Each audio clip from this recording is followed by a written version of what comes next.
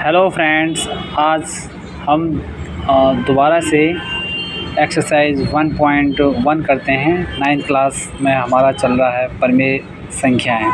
तो परिमेय संख्या में पहली जो एक्सरसाइज हमारी है 1.1 है। इसमें हम चलो देखते हैं। पहला क्वेश्चन है, क्या शून्य एक परिमेय संख्या है? क्या इसे हम आप p/q के रूप में लिख सकते हैं, जहां p और q पूर्णांक हैं और q = 0 है। तो हम कह सकते हैं कि शून्य एक परिमेय संख्या है। चलो इसे मैं आपको कॉपी पे समझाता हूँ। पहला है 0 एक परिमेय संख्या है।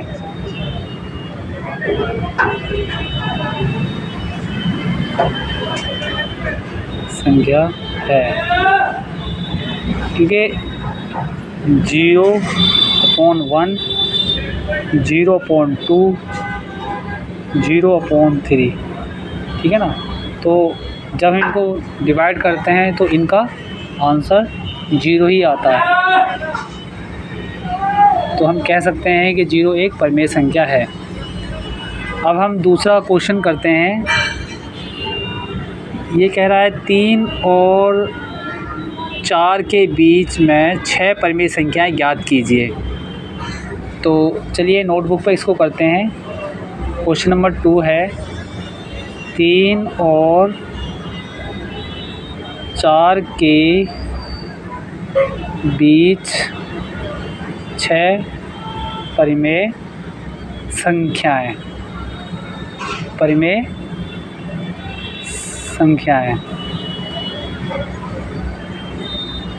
तो हमें कितनी संख्या याद करनी है?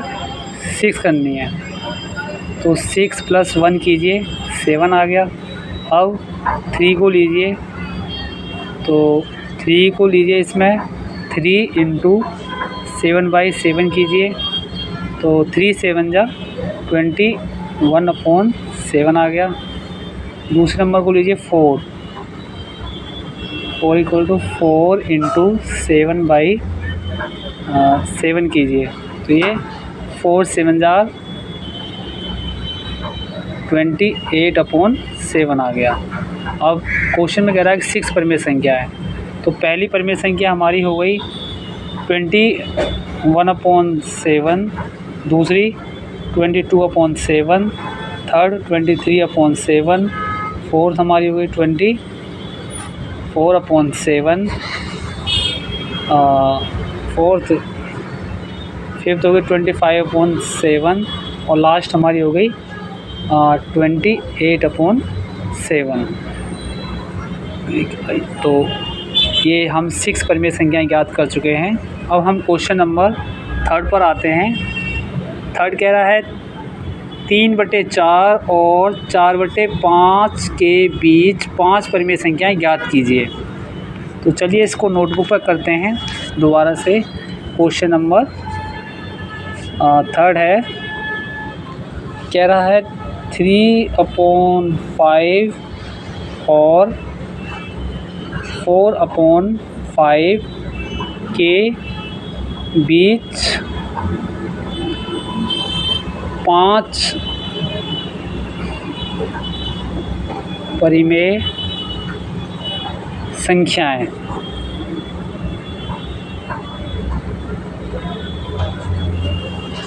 तो 5 परिमेय संख्याएं ज्ञात करनी है आपको। तो 5 + 1 कीजिए = 6 आ गया। अब पहला नंबर लीजिए आप 3/5, तो आपका रेशनल नंबर है। इस = 3/5 × 6/6 कीजिए, तो ये आएगा 3 × 6 = 18 5 × 30। आप इंग्लिश में टेबल पढ़ सकते हैं। 3 × 6 = 18 और 5 × 6 = 30। अब दूसरा नंबर लीजिए आप 4/5 = 4/5 × 6/6, तो 4 × 6 = 24/5 × 6 = 30। तो 2 परिमेय संख्याएं आप ज्ञात कर चुके हैं, हमको 5 परिमेय संख्याएं लिखनी है। तो पहली आपकी है 18/30, सेकेंड है 19/30 और थर्ड है आपकी 20/30, फिर है आपकी 21/30 और फिफ्थ है आपकी 24/30। तो आपका ये थर्ड नंबर क्वेश्चन भी हो चुका है कंप्लीट। और ऐसे ही ये हमको एक्सरसाइज करनी है। अब इसमें क्वेश्चन नंबर 4 है। 4 क्या कहता है कि नीचे दिए गए कथन सत्य हैं या असत्य हैं, कारण के साथ अपने उत्तर दीजिए। पहला है प्रत्येक प्राकृत संख्या एक पूर्ण संख्या होती है। तो ये बात सत्य है कि क्योंकि प्राकृत संख्या जैसे 4th का फर्स्ट है, प्राकृत संख्याएं हमारी 1 2 3 4 5 ऐसे चलती रहती हैं अनंत तक। और पूर्ण संख्या हमारी 0 से स्टार्ट होती हैं, 1 2 3 4 ऐसे अनंत तक चलती रहती हैं। तो ये कह रहा है प्रत्येक प्राकृत संख्या एक पूर्ण संख्या होती है। तो हाँ, प्रत्येक